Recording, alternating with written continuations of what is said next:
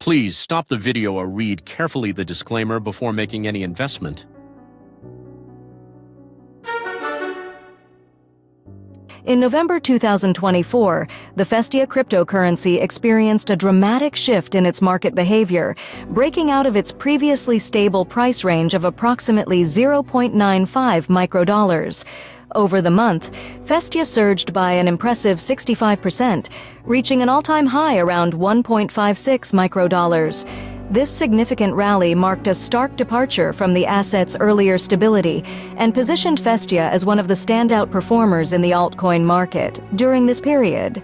The rise in Festia's value can be attributed to increased trading activity and broader Solana altcoins market momentum, potentially influenced by market sentiment favoring smaller-cap cryptocurrencies. For further details on Festia's project, you can explore the webpage www.estrera.com. Will Festia go to the moon? Let's see the next months.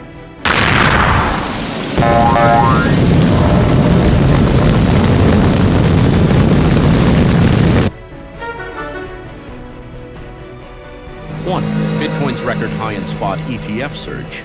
Bitcoin's price soared to an all-time high near $100,000, driven by spot Bitcoin ETF inflows, including $5.6 billion into BlackRock's fund. The re-election of pro-crypto U.S. President Donald Trump also bolstered market sentiment, contributing to Bitcoin's remarkable 45% rise throughout the month. Second, Stellar's massive rally and correction. Stellar Lumens XLM experienced a dramatic 372% surge, followed by a significant 24% correction. This volatility was tied to broader market momentum and speculation regarding its long-term growth potential. 3. Ripple's legal progress and XRP's rise.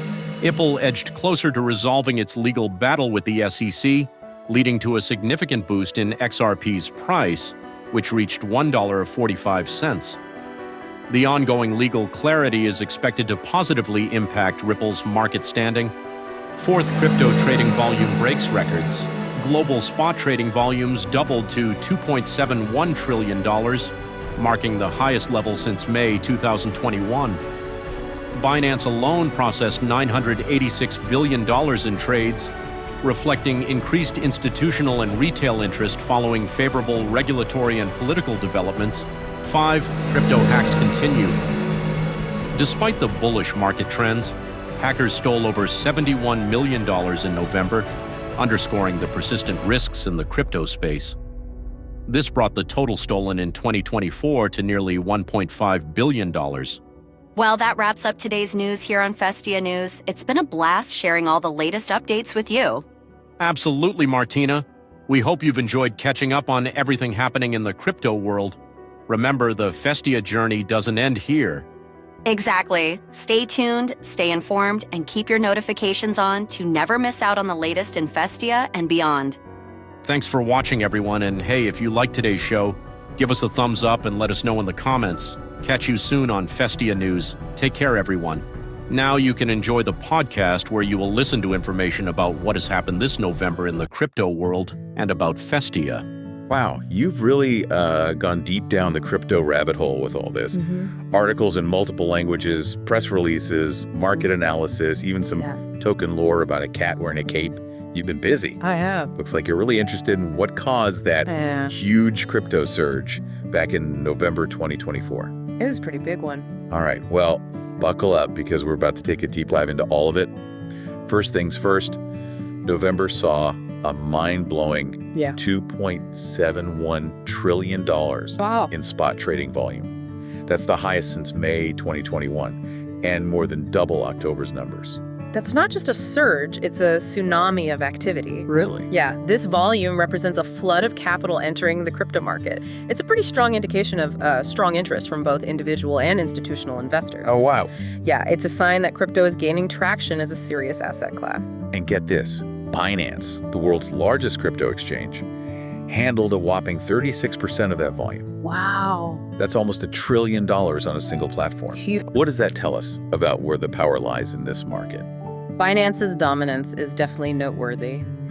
Such concentrated volume raises questions about competition and potential risks if something were to happen to such a large player. Now, many of the articles you sent mentioned Donald Trump's re-election as a major factor in this crypto rally. Right. Remember how Bitcoin shattered its all-time high, hitting almost $100,000? Absolutely. Days after the election. Hard to miss that one. It was. Trump has always been outspoken about his skepticism towards traditional finance and his openness to alternative currencies. His re-election was interpreted by many in the crypto community as a sign of potential policy shifts. Things like tax breaks for crypto investors or a less restrictive approach to stablecoin regulation. Oh, so some folks were thinking like Trump wins, Bitcoin wins. Well, it's never that simple. Right. While the election likely contributed to the positive market sentiment, it's crucial to consider the bigger picture. Yeah. Other factors were at play as well, such as the increasing acceptance of crypto by large financial institutions, the excitement surrounding ETFs, and the fear of missing out, or FOMO, as it's often called. That tends to drive speculative markets. Right. It wasn't just a one-trick pony kind of situation. Yeah. Now, another big event that shook things up was the resignation of SEC Chair Gary Gensler, who had a pretty strict stance on crypto regulations. What kind of impact did that have?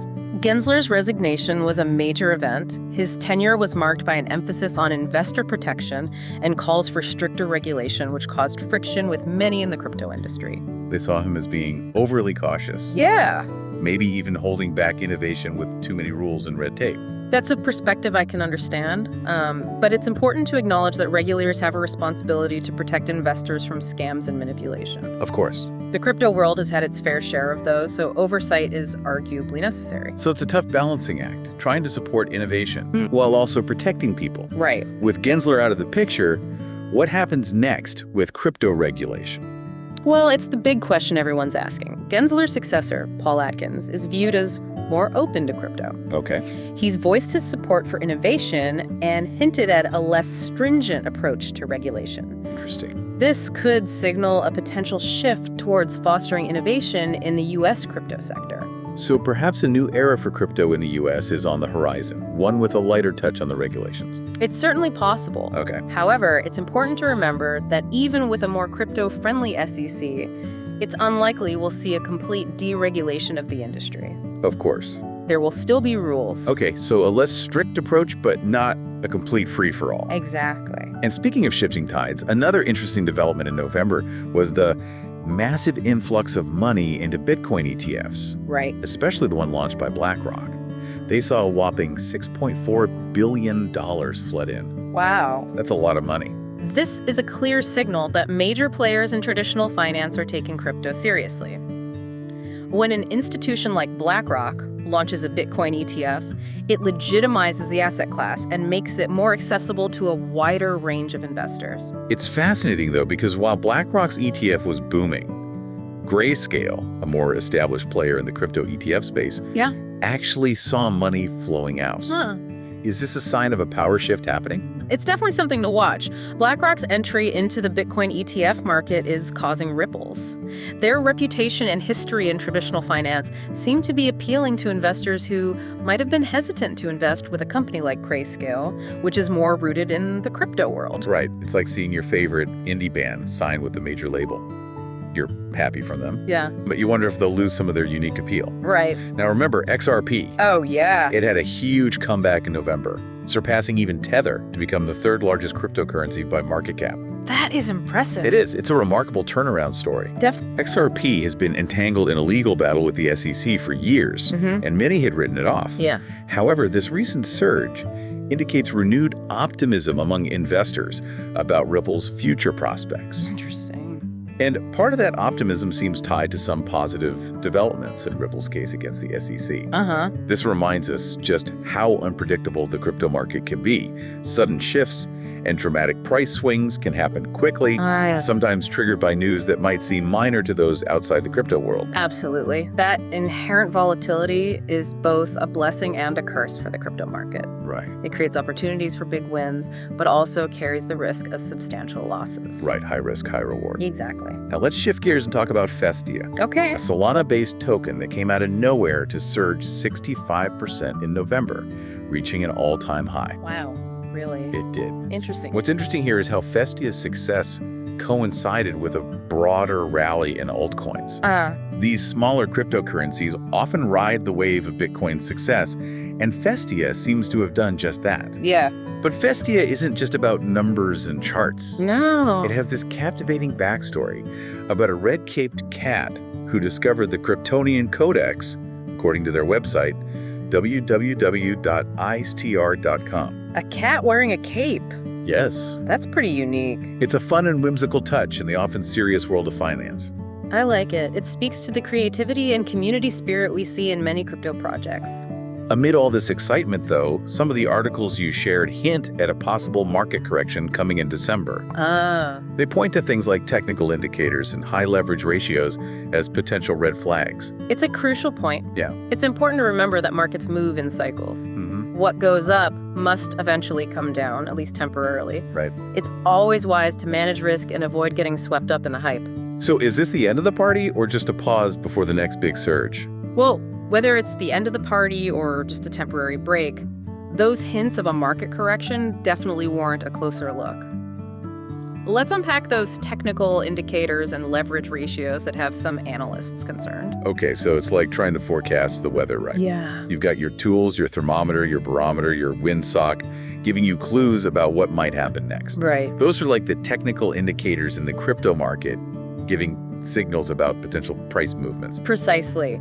And one of the key indicators that traders keep a close eye on is the RSI, or Relative Strength Index. Okay. Think of it as a momentum gauge. Okay. It measures the speed and magnitude of recent price changes to evaluate whether an asset is overbought or oversold. So kind of like a speedometer for price momentum, like we talked about before. Yeah. And we saw some pretty high RSI readings for Bitcoin in late November, right? Yes, it climbed above 80, which is generally considered overbought territory. Okay. An RSI above 70 suggests that the asset's price may have risen too quickly and could be due for a pullback. It doesn't necessarily mean a crash is imminent, but it's a sign for traders to proceed with caution. Got it. So high RSI could mean it's time to pump the brakes a little. Exactly. What about those leverage ratios? You mentioned those as another potential concern. Yeah, leverage is essentially borrowing money to amplify your potential gains. Okay. Imagine you have $100 and you borrow an additional $900 to invest. Okay. You're leveraging your position 10 to 1. Wow. This can significantly increase your profits if the price goes up, Yeah. but it also magnifies your losses if the price goes down.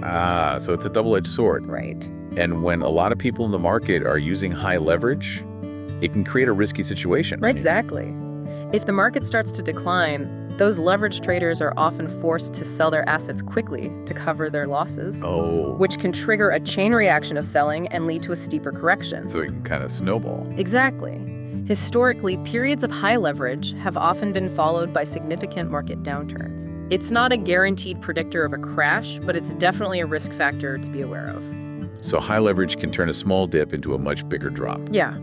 Interesting. Speaking of shifting tides in the crypto landscape, let's talk about that article you mentioned about Grayscale seeing outflows from its Bitcoin trust. Right. While BlackRock was raking in billions with its new Bitcoin ETF, Grayscale, a longtime player in the crypto space, actually experienced a net outflow of $364 million from its Bitcoin trust. What do you make of that? It's a curious development. BlackRock entering the Bitcoin ETF market has undoubtedly shaken things up. Their long-standing reputation and track record in traditional finance seem to be resonating with investors who might have been hesitant to go with a crypto-native firm like Grayscale. Yeah, it's like, hey, if BlackRock's doing it, it must be legit, right? Right. But for Grayscale, that's got to sting a little. Okay, let's switch gears back to XRP. It really defied expectations in November, climbing past even Tether to take the third-place spot in terms of market cap. That's a pretty impressive comeback after being caught up in that legal battle with the SEC for so long. It is. Many had written off XRP, but this recent price surge suggests that investors are feeling more bullish about Ripple's chances in that lawsuit. Some analysts are even predicting that XRP could reach $100 in the near future. Wow. That would be a phenomenal return for anyone who held on through all the uncertainty. Price predictions should always be taken with a grain of salt. of course. However, the current sentiment surrounding XRP is certainly positive. Yeah. The potential resolution of the SEC lawsuit is a major factor that could unlock a lot of value for XRP holders. It's a good reminder that the crypto market is full of surprises, and even assets that appear to be struggling can rebound with incredible force. Absolutely. It's a wild ride. But as always, it's crucial to do your research and understand the risks involved before jumping in. Now, before we move on, I have to ask any more thoughts on our favorite red-caped feline Festia. That 65% surge in November was pretty impressive. But where do you see things going for this unique token? It's tough to say for certain. Festia is still relatively small compared to the giants in the crypto world. Right. But its strong performance during the altcoin rally suggests that people are taking notice. And its quirky story and focus on community definitely make it stand out. Yeah. Who wouldn't want to be part of a digital festival celebrating a cat in a cape? It's a great example of the power of storytelling and community building in the crypto space. Whether Festia can maintain this momentum remains to be seen, but it's definitely a project worth watching. Okay, so we've covered a lot of ground here. We've explored those record-breaking trading volumes, the excitement surrounding Bitcoin's all-time high. We've talked about the possibility of a market correction, and even delved into the whimsical world of Festia, the red-caped cat. It's been quite the journey. It has, but there's still more to uncover. Right? Yeah. We haven't even touched on the long-term implications of Trump's presidency on the crypto landscape, or explored what Gary Gensler's departure from the SEC could mean for the future of regulation. And what about the rise of decentralized finance, or DeFi? Is it just hype, or is it truly the future of finance? There's still so much to discuss. You're right, there is still a lot to unpack. In parts 1 and 2, we covered that wild ride that was November in the crypto markets. From record trading volumes and Bitcoin's incredible surge to, potential warning signs of a correction and even a cat with a cape. Of course. But now let's shift gears and dive into the political and regulatory landscape. Okay. Because, that's where things get really interesting. Yeah. Those forces have the power to shape the entire future of crypto. They absolutely do. And we can't discuss politics in crypto without talking about the impact of Trump's re-election. It sent shockwaves through the financial world, and the crypto market was no exception. Remember, Bitcoin surged to almost $100,000 just days after the election? Yeah, that was pretty hard to miss. Do you think it was really a case of Trump wins, Bitcoin wins? Well, it's tempting to draw a direct line, but the reality is more nuanced. Trump has been openly skeptical of traditional financial systems and has shown a willingness to explore alternatives, including digital currencies. Right. His re-election was seen by many in the crypto world as a signal of potential policy changes that could benefit the industry. So, what kind of policy changes are we talking about? Well, some speculate that a second Trump administration could introduce tax breaks specifically for crypto investors, Interesting. potentially making it more attractive to hold and trade digital assets. There's also talk of a more flexible approach to regulating stablecoins, which are cryptocurrencies pegged to the value of a stable asset like the US dollar. Okay. A more lenient approach to stablecoins could pave the way for greater adoption and innovation in this area. So the election definitely injected some optimism into the crypto market. Absolutely. But, it wasn't the only factor driving that surge. Right. It's important to remember that we also had those other factors in play: the growing institutional interest, the buzz around Bitcoin ETFs, and of course that fear of missing out, or FOMO, Yeah. that can drive speculative markets. Right. Okay, so the election was a piece of the puzzle, Yes, but not the whole picture. exactly. Another major shakeup was the resignation of SEC Chair Gary Gensler, Yeah. which sent ripples through the crypto community. Some people were cheering, others were worried. Right. Why such a mixed reaction? Well, Gensler's approach to crypto regulation was definitely controversial.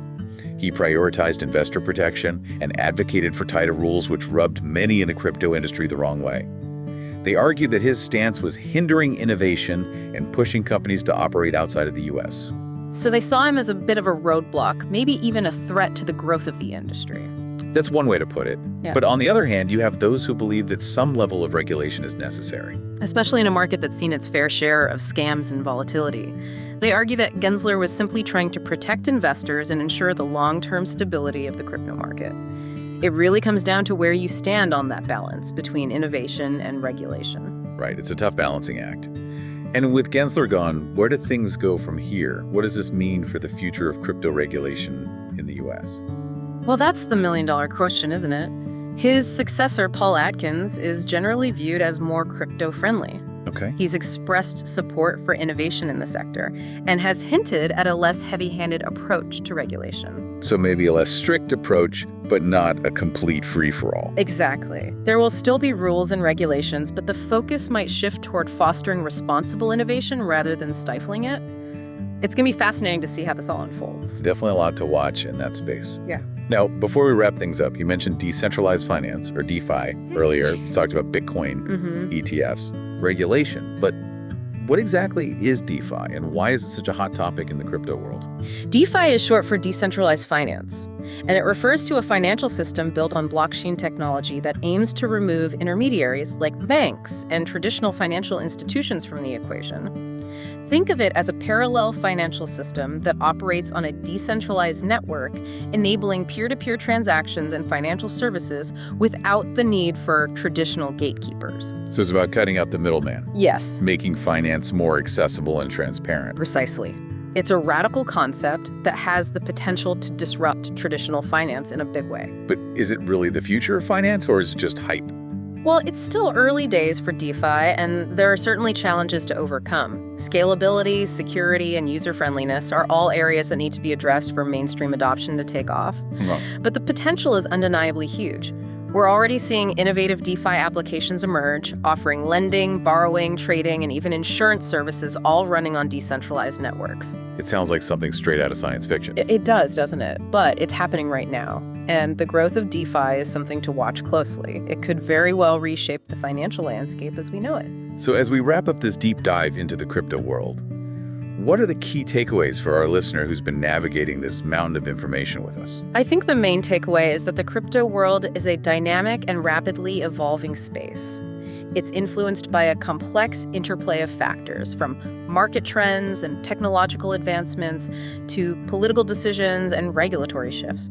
It's not for the faint of heart, but for those who are willing to learn, adapt, and embrace the volatility, the crypto world offers a wealth of opportunities. It's a wild ride, that's for sure.